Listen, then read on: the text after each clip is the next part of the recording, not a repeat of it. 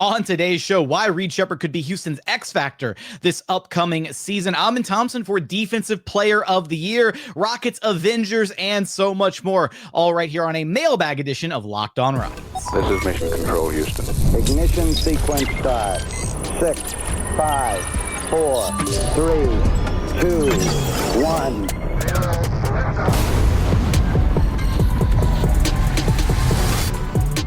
What is up, and welcome to another edition of Locked On Rockets, your daily podcast home for everything Houston Rockets basketball. As always, I'm your host, Jackson Gatlin, native Houstonian and credentialed media member. I'm also the host of Locked On NBA Thursdays. Be sure to follow along wherever you listen to your podcasts or on YouTube. Just search Locked On Rockets, where the best way you can help us grow our show is to listen every single day on a podcast platform of your choosing, and then like, comment, subscribe on YouTube. On today's show, we've got a listener mailbag. Appreciate everybody who dropped in a question or a topic that they'd like to see discussed on the show. Going to do my best to get to each and every one of those. On today's show, we've got so many great things to discuss. A lot of Reed Sheppard questions about his role and possible impact on the team this next season, as well as general questions about lineups, minutes distribution, Amen Thompson's chances to win Defensive Player of the Year over a guy like Victor Wembanyama, as well as some guard depth concerns and who the Rockets Avengers are, and a lot more to get to on today's episode. As always, want to thank you so much for making Locked On Rockets part of your day every single day, whether it's on your way to work, on your lunch break, in the gym.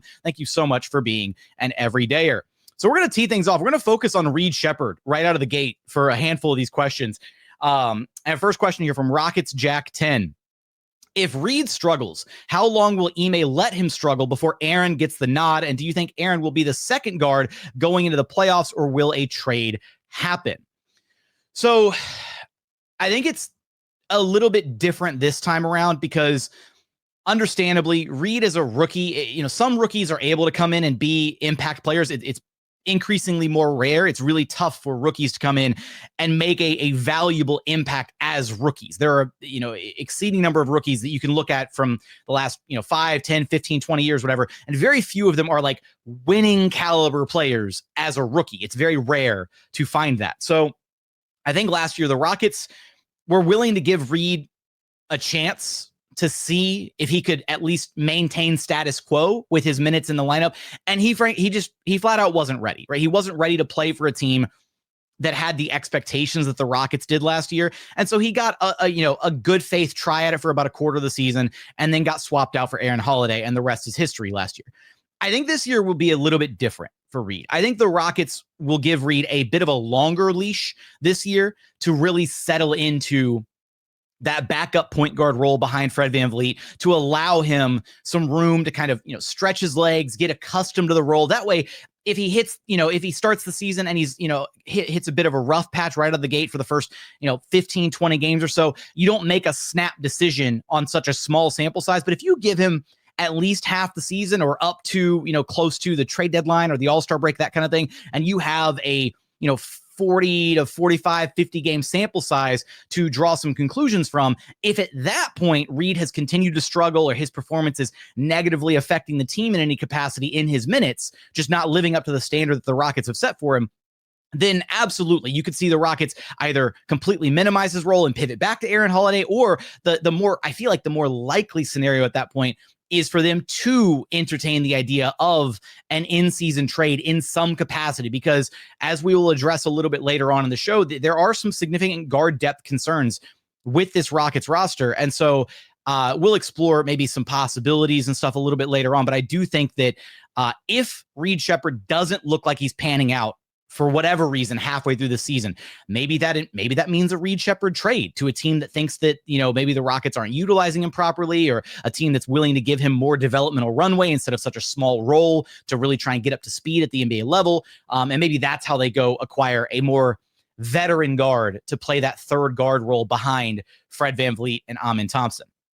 I will say that kind of in part answered a little bit of this question from Anthony T as well. Is Reed Sheppard on a short leash with the coaches? And if Sheppard doesn't step up, do you still see him on the team past the trade deadline? That's a really hard one, right? Because, these young guys being drafted into tougher winning situations, it's harder for the Rockets to find legitimate developmental runtime for some of these guys. And that's why you can look at a guy like Cam Whitmore, who's maybe a casualty of the expedited rebuilding timeline. We'd hope that Reed Sheppard won't be the next casualty in this rebuilding timeline. But at the same time, if he's given, ample opportunity, if he's given half a season to try and, carve out even just a backup role in this team and can't seem to accomplish that, then there are maybe some serious concerns. I don't know if it's like the final nail in the coffin and they'll look at, him as we have to move this guy kind of thing. I would imagine that they'd probably give him a little bit more time, maybe another off season, maybe another year of growth and maturing if internally they still have some belief in him. But it's certainly, I think, a possibility if he's not able to at least succeed in a backup capacity, then yeah, there's going to be some, maybe not like 5-alarm fire bells ringing, but just some concerns if Reed can't at least be a serviceable backup point guard as the number 3 overall pick in his draft class. But that brings us getting some of the potential causes for concern, negativity out of the way. Here's the bigger thing here is Reed absolutely has potential as an X factor for the Rockets this upcoming season. And I actually apologize. When I was compiling these mailbag questions, I forgot to tag whoever suggested Reed as an X factor. So if that was you, thank you for the topic. Because of all the different variables that we've talked ad nauseum about for the Rockets this upcoming season, Reed Sheppard is one of, if not quite possibly the largest unknown, because he's the least proven of any of the guys that are, at least on paper, going to be tagged for having a legitimate rotation spot, consistent minutes this upcoming season. And Reed could be the answer for a number of different things for this Rockets team. We've talked about the need for improved shooting this season. Reed Sheppard could be that bona fide sharpshooter, 40% guy coming off the bench each and every night. We've talked about the absence of a de facto go-to bench scoring option, right? Who is the Rockets' 6th man on paper? That very well could be Reed Sheppard, right? He could be the guy coming in on a nightly basis, putting up 10, 12, 15 points on good efficiency as long as the 3 ball is falling, whether he's being played off ball or orchestrating the offense. That is absolutely a distinct possibility for Reed Sheppard this upcoming season, with so many weapons, with so many other creators and primary scoring options to take the burden off of him. Reed is going to get some incredibly easy, wide open catch and shoot opportunities, or opportunities to play off of movement, coming off screens, that kind of thing, and being, maybe playing some, dribble handoff sets with Alperen Sengun, or some 2-man game with Kevin Durant. There are going to be endless opportunities for Reed Sheppard to show that he belongs in the rotation and that he can answer some of these questions, being that scoring pop off the bench, being that de facto secondary point guard behind Fred VanVleet, and showing that he can run the offense effectively. And if you get that version of Reed Sheppard, the version of Reed Sheppard that the Rockets really were excited about when they drafted him number 3 overall, suddenly these guard depth concerns, these worries about, oh my goodness, what are they going to do? They don't really have like a 3rd ball handler. And, it's a lot of pressure on Fred and Amen Thompson. Suddenly all those concerns go out the window. And then the Rockets go from already, even with Reed Sheppard being this gigantic question mark, this gigantic variable that we don't know the answer to yet, they are still one of the deepest teams in the NBA. If you add a Reed Sheppard that is suddenly a plus level rotation player, at least solid enough on defense, a plus level offensive player, a knockdown 3-point shooter, a guy who can, at least consistently run the offense in small stretches for 10, 12, 15 minutes a night while Fred VanVleet is resting. This Rockets team becomes really, really deep and really hard to beat. And that answers a ton of the questions about some of maybe the potential holes, or the biggest hole on this Rockets roster, which is that backup guard spot, and trying to find those playmaking minutes and the scoring pop they're possibly going to be searching for throughout the season. So Reed Sheppard as a potential X factor for this Houston Rockets team is a very, very big variable that could play out tremendously in the Rockets' favor this upcoming campaign. So we'll be following that very closely, and obviously a lot of expectations for Reed Sheppard to try and meet this upcoming season. Coming up, want to get into some talk about different lineups and possible minutes distribution things, as well as Amen Thompson's chances to challenge for Defensive Player of the Year. We're going to get there in just one moment. First, today's episode is brought to you by 5-Hour Energy. Caffeine just got a flavor upgrade. 5-Hour Energy shots deliver tasty caffeine in 17 bold flavors. Each 2-ounce shot packs the caffeine of a premium 12-ounce cup of coffee, plus B vitamins and nutrients with zero sugar and zero crashes. What I love most about 5-Hour Energy is how portable they are. Big taste, tiny little shot. You can take it anywhere with you and get that boost whenever you need it. Look, maybe you're just trying to power through your workday, or you've got some errands that you're running, or you could be headed out for, a night out with some friends, and maybe you're the one that always crashes a little early. You need that little extra boost to get you to last call going out with some friends. 5-Hour Energy can help you out with whatever you're trying to power through. Enough with boring, flavorless caffeine. It's time to give your caffeine a flavor upgrade with 5-Hour Energy shots. Get the favorites you love, or be bold and try something new in-store and online at 5hourenergy.com or Amazon today. And continuing on here at Locked On Rockets, your daily podcast home for everything Houston Rockets basketball. Let's get to our next set of mailbag questions here from Gooby, the most effective double big lineup. And this one, I thought about this for a split second, and it really, the answer is almost like, it's almost too easy, and it makes me kind of question it a little bit. But I really think the most effective double big lineup is probably going to be we know that the Adams Sengun lineups were the best two-man lineup in the entire NBA last season once the Rockets started utilizing them. So in some capacity, it's basically going to be the version of the double big lineup that we saw for extended stretches of this past season, with just a couple parts swapped out. That being, you swap out Jalen Green for Amen Thompson, and then you swap out Jabari Smith Jr. for Kevin Durant. So that gives you a lineup of Fred, Amen, KD, and then Sengun at the 4 and Adams at the 5. Defensively, that still gives you the exact same amount of size and length, because you'll have Adams anchoring the paint in the middle. You'll have Sengun and KD flanking him on the wings. And then out on the perimeter, you have two really effective point of attack defenders, arguably the best one in the NBA, and Amen Thompson. Then Fred VanVleet, who is still an above average level point of attack defender, really stout guard, really capable, great, communicator on that side of the floor. And you'll see that lineup used extensively, I feel like, throughout this upcoming season. That'll certainly be one of the Rockets' most commonly used lineups, featuring, some of their five, basically, I'd venture a guess to say that might be the Rockets' most dominant 5-man lineup this upcoming season. There's a chance that there might be one or two other lineups that surpass that one. But when you go back and look at just how effective Steven Adams was in the double big lineups that he was given this past year, when you look at what Kevin Durant is going to add to this team from an offensive perspective, when you factor in Amen Thompson's defensive capabilities in that type of a lineup, as well as the step forward that we hope he's going to take offensively, Fred VanVleet getting back to form as a 3-point shooting threat from beyond the arc. There's so much to like about that line. And I didn't even talk about Alperen Sengun and the fact that he looks like a potential MVP candidate fresh off his Eurobasket tour. So that 5-man lineup certainly seems like it's going to be the most effective double big lineup. I will raise my own question here, and this is for you to discuss in the comments if you want to. Ultimately, we know that we're going to see a lot of Sengun and Adams, for sure. We know that we're going to see some Sengun and Capela in the games where Adams doesn't play. That's why they went and got Clint Capela. They're going to definitely run some double big lineups featuring Capela and Sengun, and that'll give the Rockets a lob threat lineup. Do I have lob threat over here? I should. Oh my goodness. I'm so unprepared. Where's my lob there? Lob threat. I should have been on the page. I should have known I was going to have that coming up. But genuinely, I'm curious if we're ever going to see Capela Adams lineups. I don't think we will.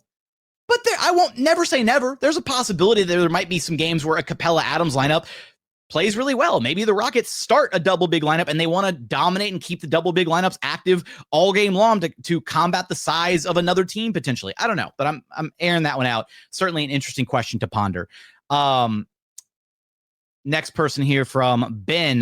Next question here. Preferred option of starting Sengun at the 4. That is such an interesting dilemma. And I know we tackled this on our recent episode talking about who's going to get the 5th starting spot. And we weighed the options between Jabari, Tari, DFS. And we threw an honorable mention to Steven Adams at the end of the podcast, which would have meant, right, if you start Adams at the 5, then that essentially means you're starting Sengun at the 4, KD at the 3, Amen at the 2, and Fred at the 1. I think that lineup, right? That's the lineup we literally just spent, a good chunk of time talking about here. I don't think we're going to see that as a consistent starting lineup. I don't think it'll be, I would wager that we don't even see that starting lineup for more than, probably 15 to 20 games. There might be some situational matchups where Ime really does keep that fifth spot as a rotating fifth starter. And if he can manage everybody's egos and nobody gets upset about not claiming that starting spot as the outright starter for the whole calendar year, then that's how I would like to see the team operate. Because there are certainly some matchups where that size, that double big lineup of Adams and Sengun at the 4 would be really, really beneficial. There's also a lot of teams that you don't want to play that double big lineup against. There's a lot of teams where you don't want to have to rely on that zone defense right out of the gate where it could get exposed really early on. It's not that we saw it happen frequently this past season, but the double big lineup was also a way, kind of a band-aid fix in order to mask some of the team's weaknesses this past year, namely their inability to convert offensively and the fact that they relied so heavily on crashing the offensive glass and being this dominant rebounding team. And they're not going to need so much of that identity again this next year, because they should, knock on wood, all that stuff, they should be a much more efficient offensive team this upcoming season. So that means inherently less opportunities for offensive rebounds, which doesn't necessarily neutralize the Steven Adams impact, but it certainly removes some of the necessity for those double big lineups at times, is all I'm going to say. So I don't think that we're going to see that lineup like necessarily on like opening night or anything. And I think that lineup does leave some potential holes defensively against other variations of certain teams if there's more wing players than there are bigs out on the floor at any one, at one point in time. So it's certainly a lineup we'll see a lot of, but I don't think Sengun is going to be, start. I don't think Shingun's going to start a majority of his minutes, if any at all, at the 4 spot consistently throughout the season. We'll see it in spurts, and we'll see that lineup in chunks throughout the year, but I don't know if that's the go-to move, right, to start him at the 4. Next question here from Benedict. Will the acquisitions of DFS, Josh Okogie, and even KD plus Capela stipend the minutes for Tari that Tari might be playing? I understand what stipend means, but I feel like is that used in the right context? Anyways, I'm not even going to try and unpack that here on the show. I could Google it, but I'm not going to. Tari's minutes. Will Tari's minutes be impacted by DFS, Josh Okogie, KD, Capela? I would wager no, just because the Rockets view Tari as such an impactful piece of their rotation. He's one of the most impactful NBA players on a per minute basis. When he's out there, like, good things just happen. Like, the Rockets generally overwhelmingly win the minutes where Tari Eason plays. And so I don't think that any of those aforementioned names, with the exception of like KD, because obviously KD will get his chunk of minutes, but he's also replacing, right? You're effectively, you did a 2-for-1 trade in Jalen Green and Dylan Brooks for KD. You've got two players, two starter level minute guys whose minutes you're replacing this upcoming season. So I think that you can easily look at Tari as kind of a beneficiary, actually, of those minutes going away, because KD will get his, 34 to 37 minutes a night, give or take, whatever. Hopefully they can keep him on the lower end of that spectrum, keeping him fresh for the playoffs. And if anything, keeping KD fresh for the playoffs means more opportunity for Tari Eason to eat into some of those minutes. I can imagine a world where Tari, even if he's coming off the bench, is still getting anywhere from 25 to almost 30 minutes a night because of how much he impacts the game and how important he is to this Rockets team. So no, I don't think any of those guys will cut into Tari's minutes. And in fact, again, the KD acquisition, I think, opens up more opportunity for Tari Eason in the long run. Last one here in this segment that we're going to get to before we wrap things up in the third segment. Can Amen Thompson win Defensive Player of the Year award over Wembanyama? Shout out to my guy, Prophet Anthony, for this one. I hate this because it's like, first off, I feel like it should be a rule that, like, you can't win DPOY if your team's not like actually like a top 5, top 10 kind of defense. And so a lot of this is going to hinge on the Spurs' success. But like, giving DPOY to a guy who is, give Wemby credit, he is a walking, like, legitimate defensive nightmare, sure. But if the Spurs, like, either barely make the play-in tournament, or they're struggling defensively, or they're not like actually an elite defense, I feel like it's unfair to give DPOY to a guy that isn't like, if Wemby's single-handedly dragging the Spurs into being a top 10, top 5 defense, sure, give him the award. My worry here, right, is, and I believe I mentioned this in a recent episode, maybe I didn't. My worry here is that, like, the DPOY award is going to be like the MVP award was for LeBron, where like every year you could have made an argument to give it to LeBron, and they basically just needed to rely on like voter fatigue for other guys to step in and take some of those MVP awards away from LeBron. And that's probably going to be DPOY with Wemby, just kind of like it was with Rudy Gobert and Draymond Green, right? These dominant defensive bigs that basically can make a claim to it every single season, year in, year out. I think Amen Thompson will certainly have something to say about it this year. And I think if the Rockets finish as like a top 3 defense, and he's arguably the best perimeter defender in the NBA yet again, after winning all defensive first team in just his second year of his NBA career, there's certainly an opportunity there for Amen Thompson to win DPOY, but it's also going to probably necessitate some struggles from the Spurs either. And I'm not wishing this whatsoever, but like if Wemby just flat out doesn't qualify again due to injury, that's certainly one possible pathway. But like, even if Wemby does qualify, if he plays enough games, 65 plus or whatever, if the Spurs are just a bad team, if they're not a top 10, top 5 defense, then I feel like Wemby shouldn't even be in that discussion, unfortunately. So, at that point, there's other guys to look at. You still look at Draymond, you still look at Brook Lopez, you still look at Rudy Gobert, you look at other potential options that he's going to be ultimately competing with. But I feel like Amen Thompson has as good a chance as any perimeter player in the NBA, arguably the best chance of any perimeter player in the league to be the next guard to win DPOY. Marcus Smart won it a few years ago. And then before that, it was a lot of wings and a lot of bigs for a very, very, very long time, all the way dating back to the glove himself, Gary Payton. So we'll see ultimately what transpires there. I think he's got a pretty good shot to at least garner some votes. If not, potentially finishing as a finalist for DPOY is certainly in the cards for Amen Thompson. Coming up, we'll talk about some of those guard depth concerns, as well as who are the Rockets' Avengers, and a couple more questions. We'll get there in just one moment. First, today's episode is brought to you by Monarch Money. Look, most people can't name all their financial accounts or even what they're worth, whether it's 401ks, properties, or investments. And when you don't have the full picture, you can end up leaving money on the table. And nobody wants to do that. That's why there's Monarch Money. It's an all-in-one personal finance tool that brings your entire financial life together in one clean, easy-to-use interface on your laptop or your smartphone. Monarch is built for people with busy lives. If you put off organizing your finances, Monarch is for you. They do all the heavy lifting. You can link your accounts in minutes, see clear data visuals, get smart categorization of your spending, and finally feel in control of your money without ever needing to touch a spreadsheet, because you like spreadsheets anyways, right?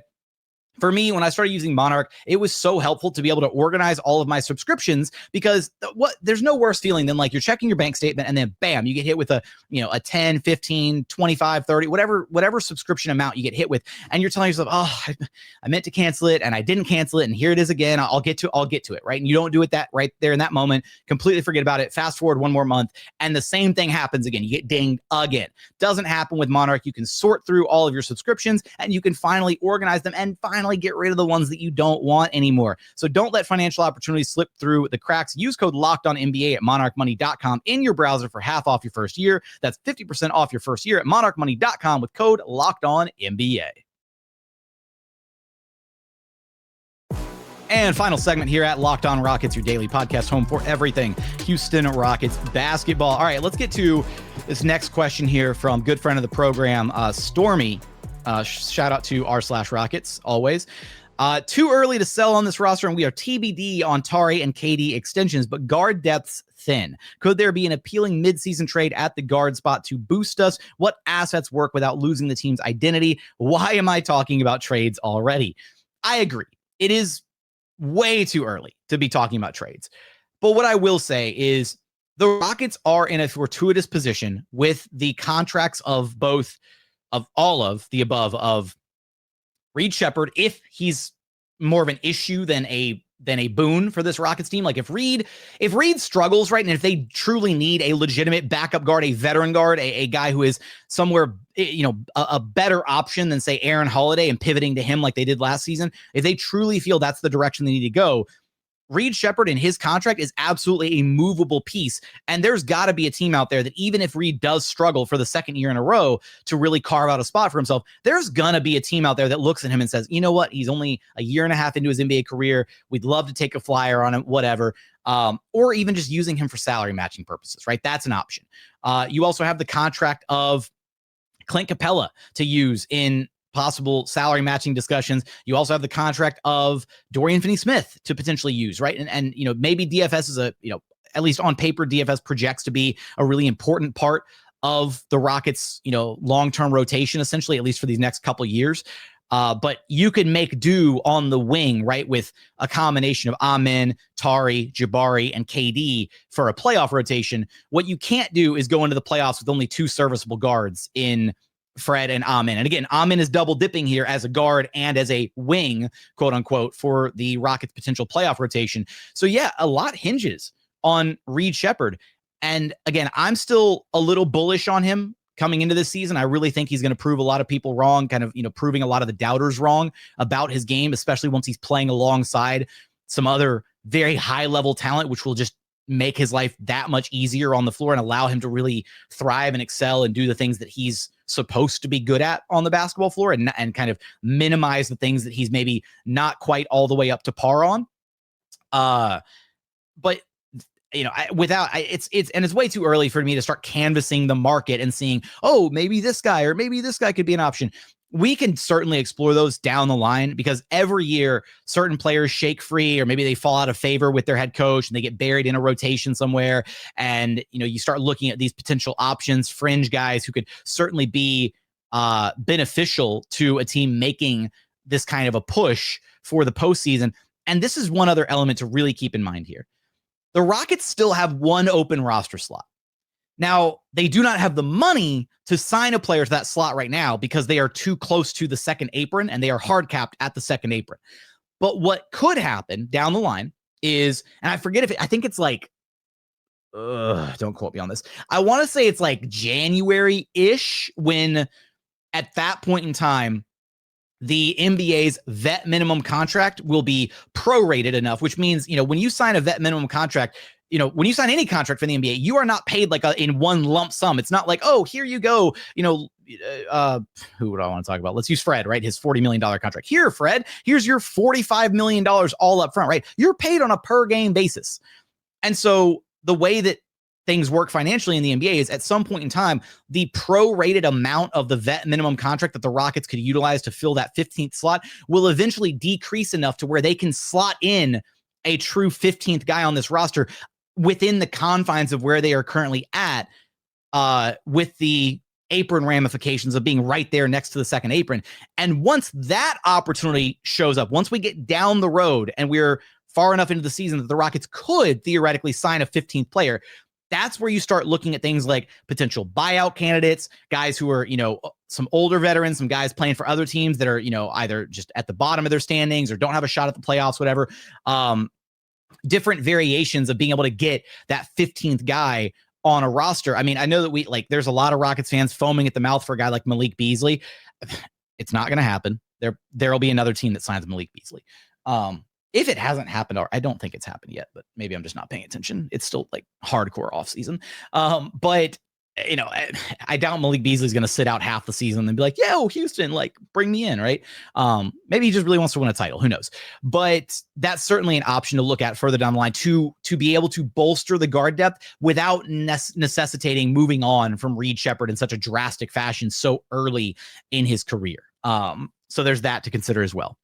Our next question here from Andy. Clearly, we're long and athletic, but we don't seem to have team speed, especially on defense regarding off-ball guard play. How do you see our off-ball guard defense adjusting to speed like Steph, Morant, SGA, and the rest of the league that utilizes speed to get open?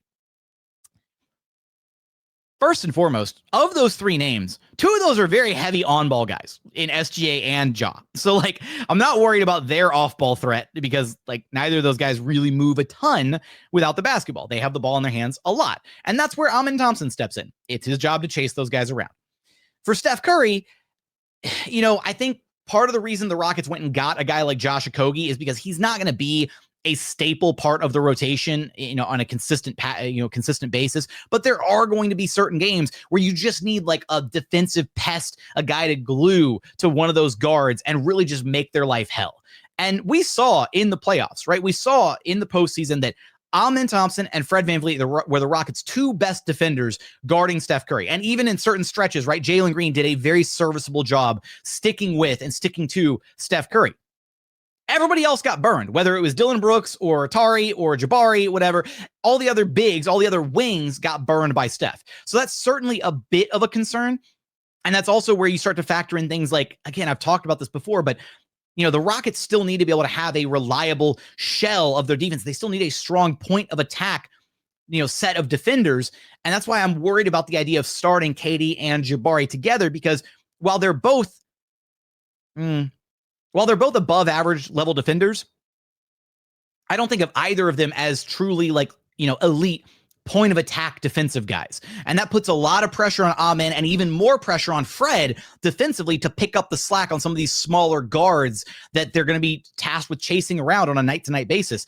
So I think that ultimately their length and size will play to their advantage. The Rockets are kind of built like OKC, just a bigger, stronger version, a lengthier version of OKC. So maybe they don't rely so much on like the swarming aspect of OKC's defense, but that length, the ability to disrupt passing lanes and close off certain driving angles and have those help defenders in place to rotate over and contest shots at the rim.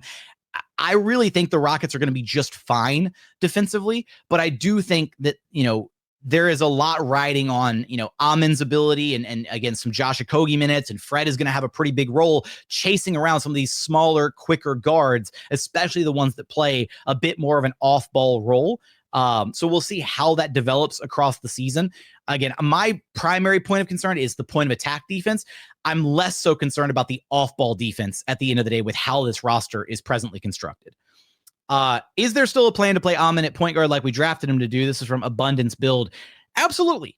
And that's why you started to see more on-ball reps from Amen Thompson last season, because the Rockets do truly believe in his ability to be a point guard at the NBA level. At the end of the day, they just didn't have the right number of reps for him, right? Because Fred has the ball in his hands a ton. Jalen needed the ball in his hands a ton. Sengun still needs touches, right? Like, there's only one basketball on the floor. And by moving on from Jalen Green, the Rockets have opened up all of those ball handling reps. Now, it's not a clean 1-for-1 because, again, Kevin Durant is not going to run the offense as much as Jalen Green did. Kevin Durant will certainly get his opportunities. His usage rating will be through the roof. He will be the finisher for a lot of possessions for the Rockets. He'll be the number one guy in field goal attempts and points per game and all that stuff.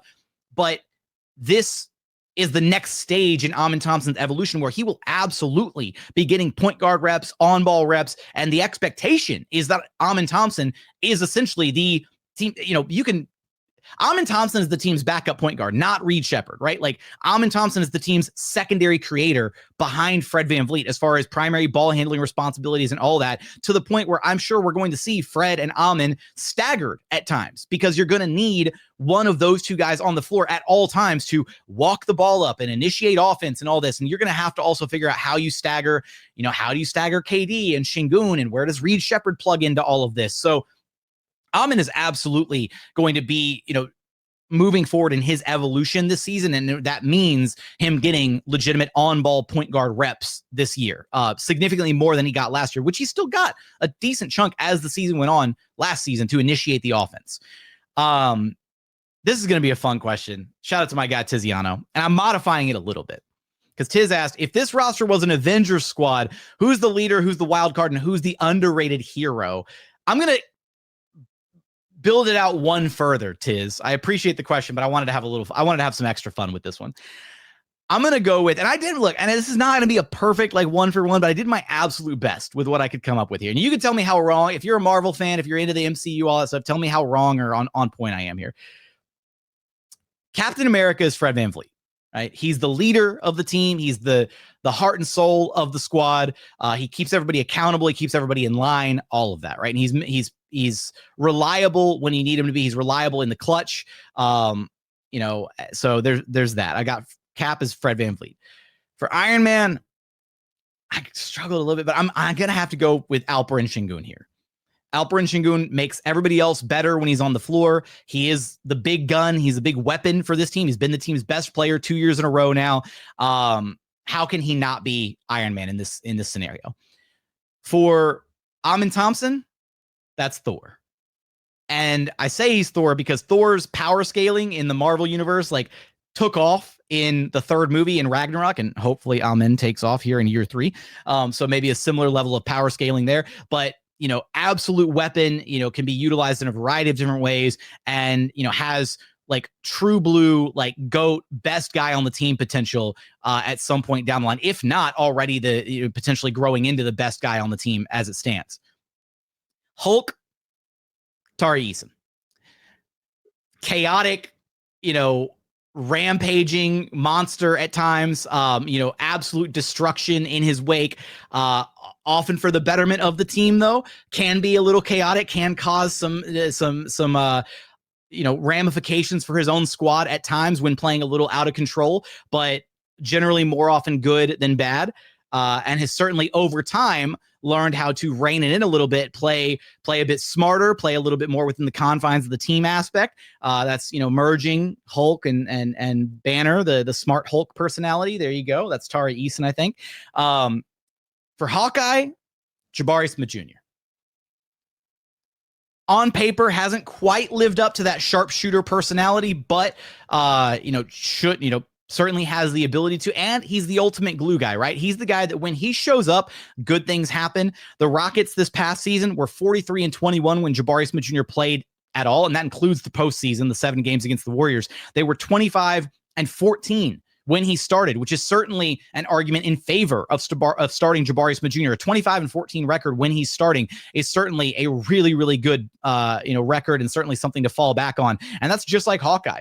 In every Avengers movie that Hawkeye showed up, the Avengers won. In every Avengers movie that Hawkeye was MIA, the Avengers lost. And so that's very much Jabari Smith Jr. in my eyes. Black Widow, Steven Adams. The underrated heart and soul of the team. And ultimately, I don't say niche skill set, but a skill set that is very instrumental to the team, beneficial to other people. Not one of the heaviest hitters on the squad, although I guess that doesn't quite work for Adams. But that's what I got left. I got the big 6, so I had to squeeze Black Widow in there somewhere. So I'm going, and if you could think of more comps for Black Widow, as it relates to Steven Adams, go for it. I'm thinking the screening, the dirty work, all that kind of stuff. And then I had to find a spot for Katie. I was going to more old school, trying to think of how to fit in the original 6 Avengers. I had to find a spot for Katie, and I was going back and forth on a couple options here. But I settled in on Captain Marvel, right? Because totally brought in to be the mercenary, comes in to save the day, super duper overpowered, one of the most powerful beings in all of Marvel, and had earned a bit of a bad rep because of some PR stuff with the off the, I don't know. I'm totally losing the plot here on this. I came up with Captain Marvel for KD. Maybe that's totally off base. Maybe I should have gone with Stephen Strange or somebody else. Again, I'm just going off MCU, not the comics. So if you're a comic book nerd, don't come at me for this.